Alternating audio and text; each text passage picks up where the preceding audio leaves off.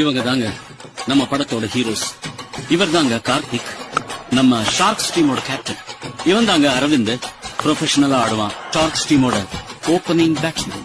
Mister Ezhumalai, இவன் செம காட்டான், செம்மையா சுத்துவான்.